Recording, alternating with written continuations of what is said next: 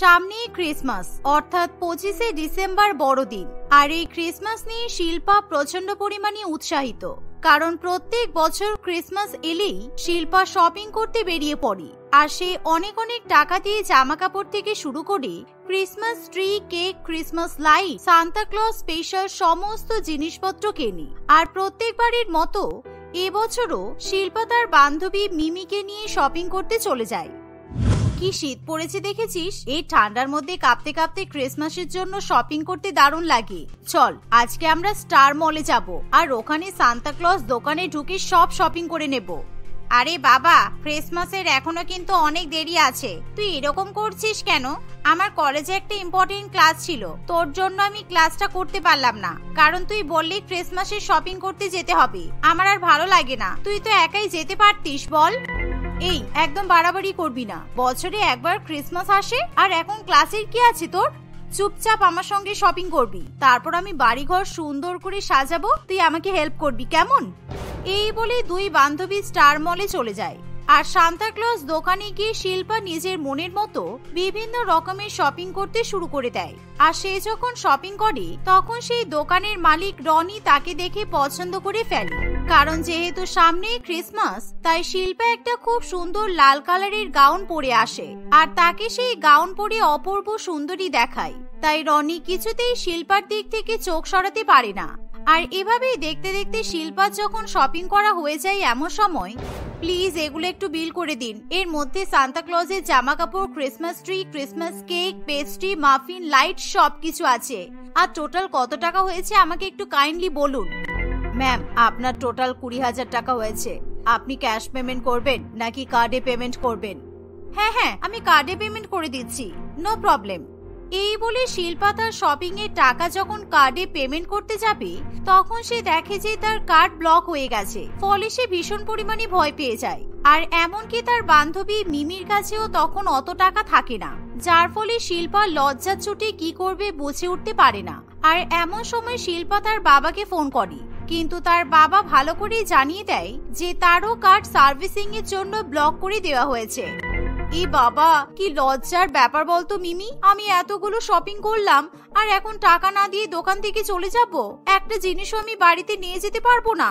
আর এই ক্রিসমাসের জিনিসগুলো আমার খুব পছন্দ হয়েছে। আরে ঠিক আছে, আমি দেখছি কি করা যায়। আচ্ছা ম্যাডাম, বলছি এই জিনিসগুলো একদিনের জন্য রাখতে পারবেন? আমরা কালকে টাকা নিয়ে এসে জিনিসগুলো নিয়ে যাব, কারণ এই জিনিসগুলো আমার বান্ধবীর খুব পছন্দ হয়েছে। আই এম সরি ম্যাডাম, কারণ এখন ক্রিসমাসের জন্য আমাদের দোকানে খুব রাশ যাচ্ছে, সুতরাং আপনারা যদি এই শপিং করা জিনিসগুলো এখানে রেখে যান তাহলে পরক্ষণে বিক্রি হয়ে যেতে পারে, তাই সেই গ্যারান্টি আমরা দিতে পারবো না, সরি। এরকম কথা শুনে মিমি এবং শিল্পার ভীষণ পরিমাণে খারাপ লাগে। আর এত সুন্দর সুন্দর জিনিসগুলো শপিং করার পরও শিল্পা বাড়ি নিয়ে যেতে পারবে না ভেবেই তার চোখে জল চলে আসে। এমন সময় রনি তাদেরকে রক্ষা করে। ম্যাডাম, আপনি একদম চিন্তা করবেন না, আমার রিসেপশনিস্ট আপনাকে বলতে ভুলে গেছে যে আগামী 25শে ডিসেম্বর আমার জন্মদিন, আর সেই দিনকেই যেহেতু ক্রিসমাস, তাই সেই উপলক্ষে এখন থেকেই আমাদের দোকানে অফার দেওয়া হয়েছে। আর বিশেষ করে অফারটা আজকের জন্যই অ্যাপ্লিকেবল। কি অফার দেওয়া হয়েছে শুনি? আপনি যেহেতু আমাদের দোকান খোলার পর প্রথম কাস্টমার এসেছেন, তাই আপনি যে সমস্ত জিনিসপত্রগুলো ক্রিসমাস উপলক্ষে শপিং করছেন সেগুলো সবকিছু আপনাকে ফ্রিতে দেওয়া হবে, তাই আপনারা টাকা পয়সা পেমেন্ট করার কোনো প্রয়োজন নেই। রনির কথা শুনে শিল্পা প্রচন্ড পরিমাণে খুশি হয়। আর অন্যদিকে রিসেপশনিস্ট প্রিয়া প্রচন্ড পরিমাণে অবাক হয়, কারণ তাদের দোকানে ক্রিসমাস উপলক্ষে এরকম কোনো অফার রাখাই হয়নি। আর এরকম 20,000 টাকার জিনিস রনি একটা অচেনা মেয়েকে ফ্রিতে দিচ্ছে দেখে প্রিয়া সেটা বিশ্বাস করতে পারে না। ও মাই গড, সিরিয়াসলি? আমি তো ভাবতেই পারছি না ম্যাডাম, আপনি তো আমাকে আগেই বলতে পারতেন, তাহলে আমাকে এতটা কষ্ট করতে হতো না। যাই হোক, আমি আমার শপিং করে জিনিসগুলো সব ফ্রিতে নিয়ে যেতে পারবো, থ্যাংক ইউ। হ্যাঁ অবশ্যই। আর হ্যাঁ, আপনি যদি প্রত্যেকদিনই তাড়াতাড়ি এসে আমাদের দোকানের ক্রিসমাস শপিং করে যান তাহলে আপনি প্রত্যেকদিনই সমস্ত জিনিস ফ্রিতে পাবেন। রনির কথা শুনে শিল্পা আরো বেশি পরিমাণে খুশি হয়, তাই সে শপিং করা জিনিসপত্র ফ্রিতে বাড়িতে নিয়ে যায়। আর প্রত্যেকদিন সকাল সকাল ঘুম থেকে উঠে শিল্পা রনির দোকানে শপিং করতে চলে যায়, কারণ সে ভাবে সবার আগে সেই দোকানে গেলে সে ক্রিসমাসের জন্য ফ্রিতে শপিং করতে পারবে। আর এভাবেই দেখতে দেখতে কয়েকদিন কাটে। আর এরই মধ্যে রনি একদিন শিল্পাকে বিয়ের প্রস্তাব দেয়, যার ফলে শিল্পা প্রচন্ড পরিমাণে খুশি হয়, কারণ শিল্পাও মনে মনে রনিকে পছন্দ করে বসে। তাই সহজেই শিল্পা রনির প্রস্তাবে রাজি হয়ে যায়। আর 2-1 দিনের মধ্যেই অর্থাৎ ক্রিসমাসের আগেই তাদের ধুমধাম করে বিয়ে হয়। বিয়ের পর রনি, আজকে কিন্তু তাড়াতাড়ি আমি তোমার সঙ্গে দোকানে যাব, কারণ ক্রিসমাস উপলক্ষে আমার এখনো অনেক কিছু কেনার আছে। বিয়ের আগে আমি যে সমস্ত জিনিসগুলো শপিং করেছিলাম ওগুলো দিয়ে আমি বাপের বাড়ি সাজিয়ে এসেছি, এখন আমি আমার শ্বশুর বাড়িটা সাজাবো।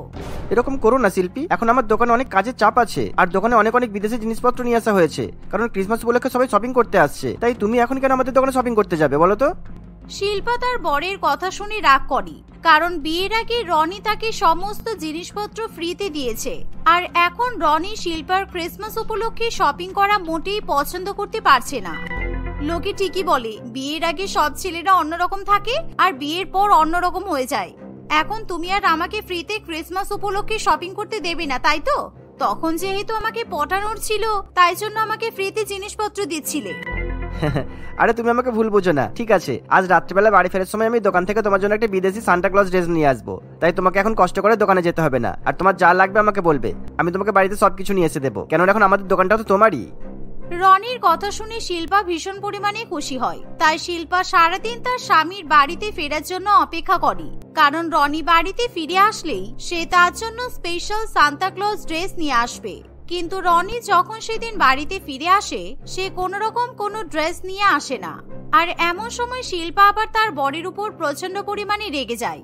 কি ব্যাপার রনি, তুমি যে বললে আমাকে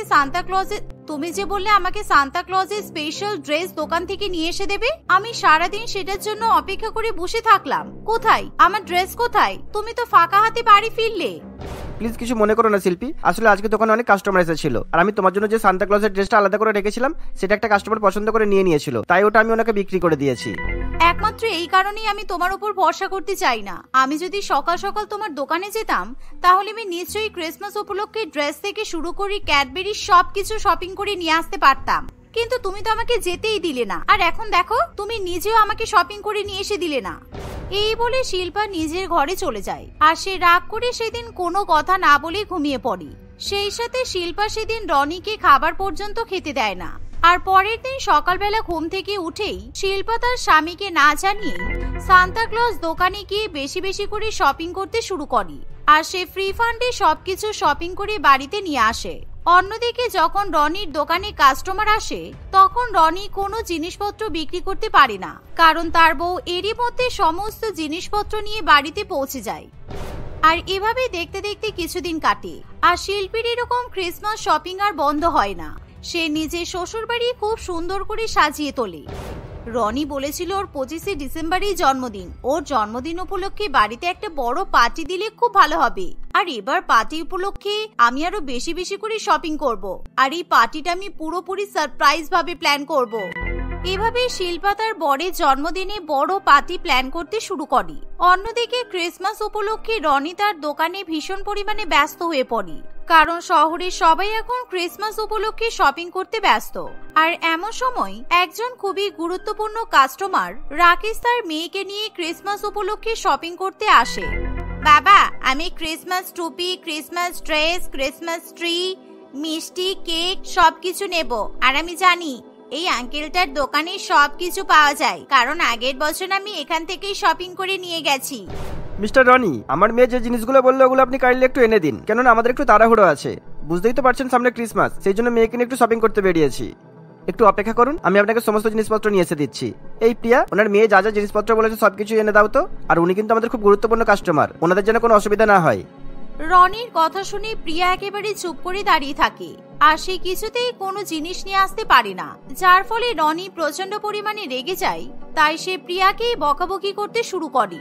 প্লিজ আমাকে কোনো কথা শোনাবেন না, আপনার বউ সকালবেলা এসে সমস্ত জিনিসপত্র ফ্রিতে নিয়ে চলে গেছে, আর আমি যেই ওনাকে কিছু বলতে গেছি তখন আসলে আজকে সকালবেলা শিল্পা যখন রনির দোকানে শপিং করতে যায়, ম্যাডাম এই জিনিসগুলো আজকে সবেমাত্র স্যার বিদেশ থেকে আনিয়েছেন, তাই প্লিজ আজকে জিনিসগুলো আপনি নিয়ে যাবেন না, কারণ মার্কেটে এখন সবকিছুর অনেক ডিমান্ড। আর আপনি যদি ক্রিসমাস স্পেশাল সবকিছুই নিয়ে চলে যান তাহলে এগুলো বিক্রি হবে কিভাবে, আর স্যারের বিজনেসে কিন্তু খুব ক্ষতি হয়ে যাবে। প্লিজ আপনি বোঝার চেষ্টা করুন ম্যাডাম। শোনো, তুমি ক্রিসমাসের আগে আমাকে বিজনেস শিখিও না, ঠিক আছে? আর তুমি ভুলে যেও না আমি তোমার স্যারের ওয়াইফ, তাই আমি আমার দোকান থেকে যা ইচ্ছা নিতে পারি, তুমি বলার কে? এই বলে শিল্পা ক্রিসমাসের দামি দামি জিনিসপত্র নিয়ে দোকান থেকে বেরিয়ে যায়। আর প্রিয়া যখন এসব কথা রনিকে জানায় তখন রনি তার কাস্টমারদের সামনে প্রচন্ড পরিমাণে অপমানিত হয়ে পড়ে।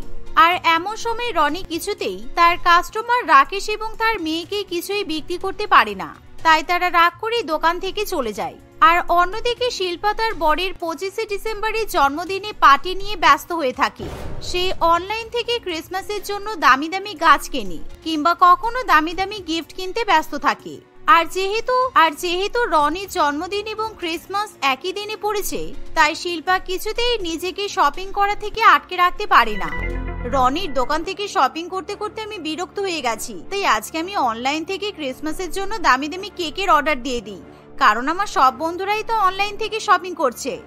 এই বলে শিল্পা অনলাইন থেকে হাজার হাজার টাকার জিনিস অর্ডার করতে শুরু করে। আর অন্যদিকে রনি রেগে গিয়ে রাগে ফুঁসতে ফুঁসতে বাড়িতে ফিরে আসে, কারণ ইতিমধ্যে বউয়ের ক্রিসমাস শপিং এর জন্য তার ব্যবসার অনেক ক্ষতি হয়েছে। রনি, তুমি এসে গেছো? আমি ক্রিসমাস উপলক্ষে অনলাইন থেকে অনেক জিনিস অর্ডার দিয়েছি, আর টোটাল 50,000 টাকা বিল হয়েছে। আমাকে অনলাইনে টাকা ট্রান্সফার করে দাও প্লিজ। তোমাকে আমি অনলাইনে নিশ্চয়ই টাকা ট্রান্সফার করব, কিন্তু তার আগে তুমি আমাদের দোকানের বিলটা মেটাও। আর তার উপর তুমি টোটাল বিয়ের আগে থেকে বিয়ের পর পর্যন্ত আমাদের দোকানে এসে ক্রিসমাস উপলক্ষে 5 লক্ষ টাকা শপিং করেছো। আর ওই টাকা তুমি যতক্ষণ পর্যন্ত দিতে না পারবে ততক্ষণ তুমি আমার দোকানে পা রাখবে না। আর তুমি যদি বিল মেটাতে না পারো তাহলে তোমার বাবাকে বলো বিল মিটিয়ে দিতে। তুমি কি বলছো এসব? বিয়ের আগে আমি যখন প্রথমবার তোমার দোকানে গিয়েছিলাম তখন তুমি নিজেই বলেছিলে যে তোমার দোকানে ক্রিসমাসের আগে যে ফার্স্ট কাস্টমার যাবে তার জন্য সবকিছু ফ্রি। আর আজকে পর্যন্ত আমি তোমার দোকানের ফার্স্ট কাস্টমার, তাহলে এখন তুমি আমাকে বিল ধরাচ্ছ কেন? ওই কথাটা বলা আমার জীবনের সবচেয়ে বড় কাল হয়েছিল, সেটা আমি এখন বুঝতে পারছি। আর তখন তোমাকে আমার পছন্দ হয়েছিল, তাই তোমাকে যদি ইমপ্রেস করতে পারি তাই আমি সেই কথাটা বলেছিলাম। কিন্তু ওইটুকুনি বোঝার মতো তোমার মাথায় বুদ্ধি ছিল না। তুমি কিরকম বউ? হ্যাঁ, নিজের স্বামীর যে লোকসান হয়েছে সেটা বুঝতে পারছো না? রনির কথা শুনে শিল্পা ভীষণ পরিমাণে লজ্জিত হয়ে পড়ে, কারণ সত্যি 25শে ডিসেম্বর উপলক্ষে শিল্পা অনেক বেশি শপিং করে ফেলেছে। আর কোনো বিদেশিও এরকম ভাবে শপিং করে না শিল্পা বাঙালি হয়ে যে পরিমাণে শপিং করেছে। তাই শিল্পা তখনই রনির কাছে ক্ষমা চায়। তাই শিল্পা ঠিক করে সে এর পরের বার ক্রিসমাস উপলক্ষে শপিং করলেও তার বরের দোকানের কোনো ক্ষতি হতে দেবে না। আর দেখতে দেখতে 25শে ডিসেম্বরও চলে আসে। সেই দিন শিল্পা তার বরের জন্য একটা বড় পার্টির আয়োজন করে, যার ফলে রনি খুবই খুশি হয়। আর এভাবেই তারা দুজনে মিলে অনেক অনেক আনন্দ করে বড়দিন পালন করে। বৈশাখী দেবীর দুই বৌমা মনিকা এবং দীপিকা প্রচন্ড পরিমাণে অলস ছিল, আর তারা বাড়ির কোনো কাজকর্ম বিশেষ করে রান্না বান্না একেবারেই করতে চাইতো না। তারা দুই বোন সবসময় একে অপরের উপর কাজের বোঝা চাপিয়ে দেওয়ার চেষ্টা করত। আর এরকম সমস্যার সমাধান করার জন্য বৈশাখী দেবী দুই বৌমার সংসার আলাদা করে দেয়। এর ফলে মনিকা এবং দীপিকা দুই বোন নিজেদের ইচ্ছা মতো চলতে শুরু করে। তারা বেশিরভাগ দিন বাড়িতে রান্না করে না, আর বাইরে থেকে খাবার অর্ডার করে খায়। আর একদিন রান্না করলে সেই খাবার তারা ফ্রিজে রেখে 10 দিন ধরে খায়। এরকম ভাবেই সময় কাটতে থাকে। আর একদিন বৈশাখী দেবীর নিজের দাদা রঞ্জন বাবু তার স্ত্রী এবং ছেলে মেয়েকে নিয়ে বৈশাখী দেবীর বাড়িতে ঘুরতে আসে। শোনো বড় বৌমা, অনেকদিন পর আমাদের বাড়িতে আমার দাদা বৌদি আর ওনাদের ছেলে মেয়েরা এসেছে। ওনারা কেউ কিন্তু তোমাদের বিয়েতে আসতে পারেনি, বিশেষ করে তোমাদের দুজনকে দেখার জন্যই কিন্তু ওনারা আজকে আমাদের বাড়িতে এসেছে। আর ওনারা হয়তো কিছুদিন আমাদের বাড়িতেই থাকবে। যাও, তুমি আজকে ওনাদের জন্য ভালো ভালো খাবার রান্না করো। মাছ, মাংস, চিকেন, মাটন সবই রান্না করতে হবে কিন্তু। শাশুড়ি মায়ের মুখে এমন কথা শুনে মনিকা প্রচন্ড পরিমাণে ভয় পেয়ে যায়। কিন্তু মা, আজকে তো আমি রান্না বান্না করতে পারবো না, কারণ আজকে সকাল থেকে আমার শরীরটা ভীষণ খারাপ। আমার প্রচন্ড জ্বর এসেছে, আমার মাথা যন্ত্রণা করছে, হাতে ব্যথা, পায়ে ব্যথা, সব জায়গাতেই ব্যথা। আমি ঠিক মতো উঠে দাঁড়াতেও পারছি না। আমার মনে হয় না আমি আজকে এই অবস্থাতে রান্নাঘরে দাঁড়িয়ে রান্না করতে পারবো। আপনি বরং আপনার ছোট বৌমাকে আজকে রান্না করতে বলুন। ঠিক আছে, দেখি ছোট বৌমা কোথায়? সকাল থেকে তো একবারও দেখতে পেলাম না। বাড়িতে অতিথি এসেছে আর তোমাদের কোনো হেলদোল নেই। কোথায় একটু ওনাদের সামনে গিয়ে বসবে, ওনাদের সঙ্গে দুটো কথা বলবে তা নয়, সব নিজেরা নিজের কাজেই ব্যস্ত। এই বলে বৈশাখী দেবী তার ছোট বৌমা দীপিকার কাছে যায়। ছোট বৌমা, তোমার কি রান্না বান্না হয়ে গেছে? আসলে আমার দাদা বৌদি আর ওনাদের ছেলে মেয়েরা আজকে এসেছে, কিন্তু বড় বৌমা বলল ওর নাকি ভীষণ শরীর খারাপ, তাই ও আজকে রান্না বান্না করতে পারবে না। তাই এখন তোমাকে অতিথিদের জন্য রান্না বান্না করতে হবে। এই শুনে দীপিকাও ভয় পেয়ে যায় আর সে এবার অজুহাত দেখাতে শুরু করে। এ বাবা, আপনি আমাকে আগে বলবেন তো মা, আমি তো আজকে বাড়িতেই থাকবো না। আমি সেই জন্য নিজেদের মতো সকালবেলা ডাল আর ভাত রান্না করে নিয়েছি। আমার একটা বান্ধবী আছে না, ওর বান্ধবীর হাজবেন্ড ভীষণ অসুস্থ, হসপিটালে ভর্তি। তাই আজকে আমি হসপিটালে আমার বান্ধবীর হাজবেন্ডকে দেখতে যাব। আমি এই তৈরি হতেই যাচ্ছিলাম। তোমরা দুজনে কি শুরু করেছো? বাড়িতে অতিথি এসেছে, একজন অসুস্থ হয়ে পড়ে আছো আর একজন আবার হসপিটালে যাবে বলছো। তোমরা দুজনেই যদি আজকে রান্না বান্না না করো তাহলে অতিথিদেরকে কি খেতে দেব? এখন তো আর এই বয়সে আমি রান্নাঘরে রান্না করতে ঢুকবো না। আপনি আমাকে কেন কথা শোনাচ্ছেন? এখন তো আপনার বড় ছেলে আর বড় বৌমার কাছে খাওয়ার কথা। সুতরাং এখন বাড়িতে অতিথি এসেছে মানে আপনার বড় বৌমাই তো অতিথিদের রান্না করে খাওয়াবে। আপনি বেকার বেকার আমার কাছে এসে ঝামেলা করছেন। আমার তো মনে হচ্ছে আপনার বড় বৌমা শরীর খারাপের নাটক করছে। ঠিক এমন সময় সেখানে দীপিকার দিদি মনিকা চলে আসে।